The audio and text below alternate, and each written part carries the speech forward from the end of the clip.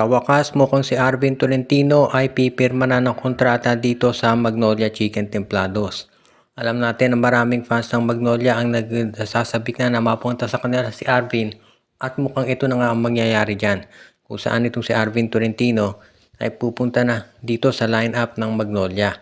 Malamang daw si Calvin Abueva maging kapalit niyan at kapag na-approve na yung trade sigurado na magiging instant title contender itong Magnolia Chicken Templados dahil alam natin magaling na player to si Arvin, best player of the conference yan. At yan ang dahilan kung bakit sobrang interesado Magnolia na makuha siya. Kung sakasakali nga na matuloy na ang nasabing transaksyon, asahan natin na itong Magnolia Chicken Templados gagawin niya ng lahat para masiguro na makakakuha pa sila ng additional players pa na magko-complement na dito kay Arvin Tolentino. Aba, maganda talaga to if ever mangyari yan. Kaya masisiguro natin na itong Magnolia Chicken Templados ay hindi magkakaroon ng magkakamali sa pagkuha kay Arvin. Ngayon, bukod dito kay Arvin Tolentino, meron pa raw ibang players na baka makuha Magnolia.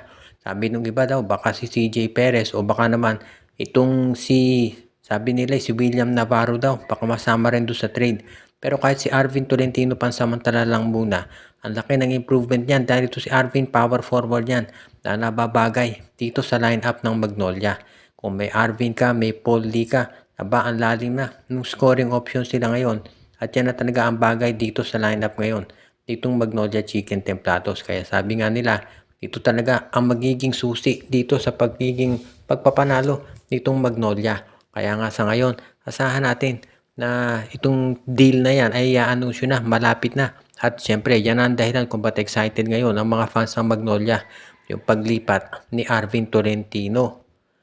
At napag-uusapan yung mga posibleng paglipat ng mga players, itong Converge daw ay kinakausap na rin daw itong Meralco Bolts at baka makuha daw nila itong si Cliff Hodge dahil gusto nila na magkaroon ng isa pang big man na magagamit.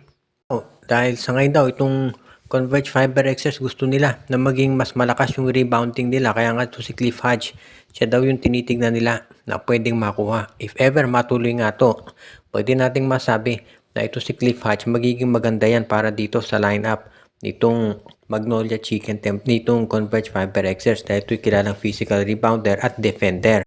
Pwede na maging backup ni Justin Baltasar at Justin Arana itong si Cliff Hodge. Kaya nga marami naniniwala na ito talaga'y kukunin ng Converge kahit na ang hilingin pa ng Meralco ito si Jeyo Ambohot. Marami magsasabi hindi iti-trade ng Meralco si Cliff Hodge pero alam natin na Meralco talagang gusto na mag-revamp na rin dahil tagal na nilang disappointed sila dahil pagkatapos manalo ng kampiyonato sa Philippine Cup nawali sila ng Hinebra. Kaya nga ito ngayon ang magiging maganda dito sa lineup nila kung sakasakali na makuha ng Converge itong si Cliff Hodge.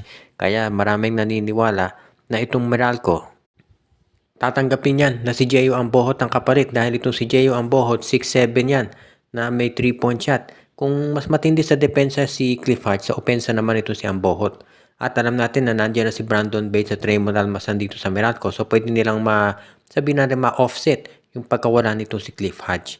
Kaya nga very good news ito para dito sa fans ng Meralco at ng Converge na rin kung sakasakali na matuloy ang nabanggit na trade. At hindi na tayo dapat magtaka kung sakasakali nga na kapag nangyari na yung trade na yan, aba, maging mas maganda ang resulta nito sa Converge dahil magkakaroon sila ng additional na rebounder na tutulong dito kay Baltasar at Arana at sa iba pa nilang kasalukuyan na big men sa ngayon.